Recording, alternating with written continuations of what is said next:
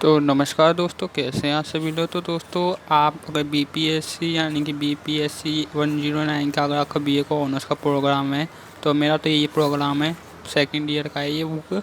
तो आपको बहुत प्रॉब्लम हो रही है कि इस बुक को पढ़ने का, तो मैं धीरे धीरे इसकी वीडियो अवेलेबल करवा रहा हूँ। मैंने इसका जो फर्स्ट था 2.2 आधुनिकीकरण सिद्धांत, उसको पहले इसमें डाल दिया है, यहाँ की चैनल पर डाल रखा है, देख लेना वहाँ से जाके। सरल भाषा से समझाया मैंने। और ये सेकंड है 2.3, इसमें हम जानेंगे राजनीतिक आधुनिकीकरण दृष्टिकोण क्या चीज़ है, कैसे कैसे होते हैं, इसके पॉइंट हैं। तो आइए इसके बारे में थोड़ा बहुत जान लेते हैं। और चैनल को सब्सक्राइब कर देना अगर आप इग्नू के स्टूडेंट हो तो बता दें। तो इसमें हम क्या देखें कि ये ना तुलनात्मक राजनीति। तुलनात्मक राजनीति में आपको पता ही होगा कि मतलब एक देश की, किसी देश की राजनीति व्यवस्था की किसी अन्य राजनीति व्यवस्था से तुलनात्मक करना है। तो इसमें हम यही जानेंगे तुलनात्मक राजनीति में आधुनिकीकरण का दृष्टिकोण राजनीति।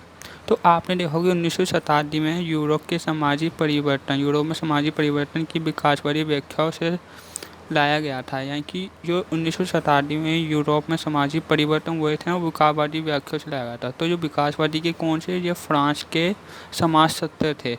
तो इनके कुछ नाम है: August Comte, Emile Durkheim, British दर्शनी Herbert Spencer, Max Weber, Karl marks.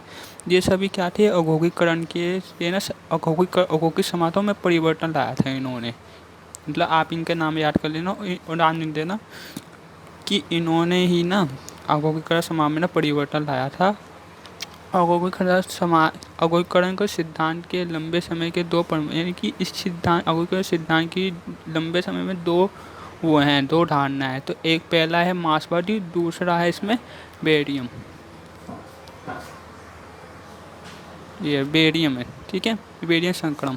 तो जो मार्क्सवादी, उसमें क्या होता है, इसमें राजनीति और सांस्कृतिक की विशेषता होती है ना, वो संस्कृति से ना जकड़ी हुई होती हैं।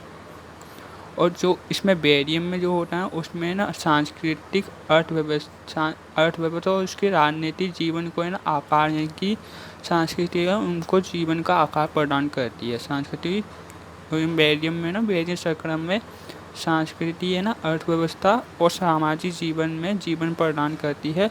और जो उसमें मार्क्सवादी है ना, उसमें ना वो है ना सांस्कृतिक है ना अर्थव्यवस्था और राजनीति को अपने सांस्कृतिक में जकड़ के रखती है।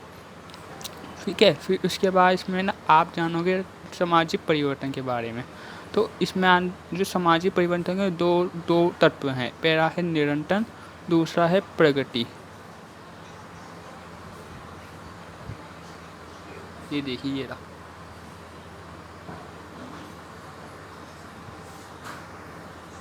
यहाँ, ठीक है।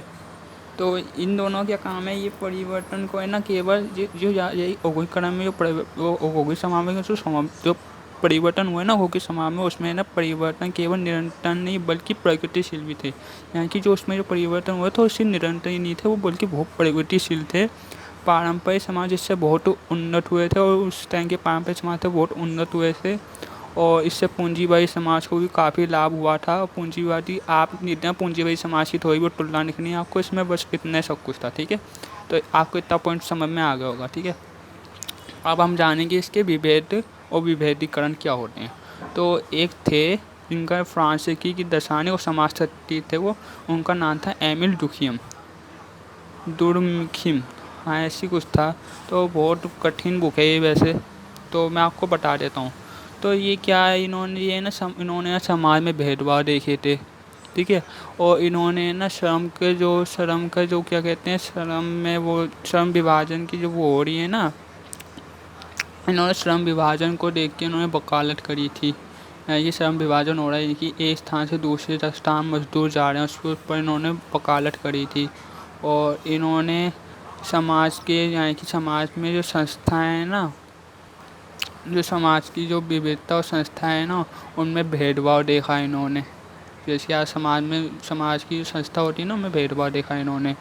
और जो आधुनिकीकरण, जो आधुनिक समाज है, वहाँ पे शिक्षा थी, सामाजिकरण, विशेष संस्था थी, मतलब सब कुछ मौजूद था। लेकिन परिवार की भूमिकाओं को प्रतिबंधित कर दिया गया था, ठीक है। और इसमें जो नई संस्था थी ना, वो उसको चला रही थी, औद्योगिकरण समाज की भूमिकाओं को निभा रही थी, कि उस औद्योगिकरण को संभालने वाली नई संस्थाएं थी। तो एन.एस. ईस्टोन ने 1996 में तर्क दिया है कि आधुनिकीकरण यानी कि राजनीति आधुनिकीकरण की प्रक्रिया केवल सैन्य नेता, बुद्धिजीवी, नौकरशाही, राजनीति अभिजात वर्ग द्वारा निभाई जाती है।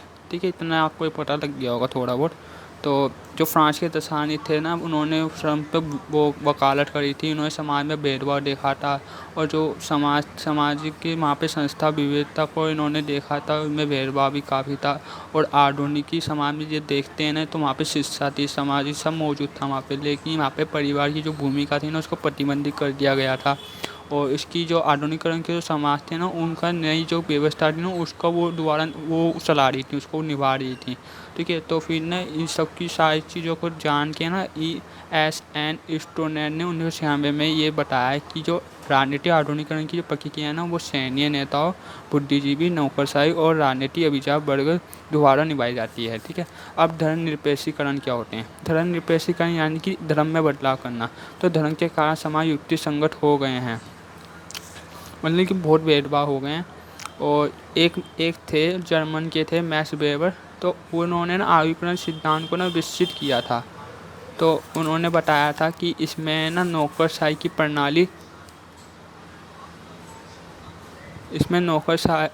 प्रणाली तर्कसंगत सरकार पर आधारित, नौकरशाही की प्रणाली और सरकार पर आधारित होनी चाहिए।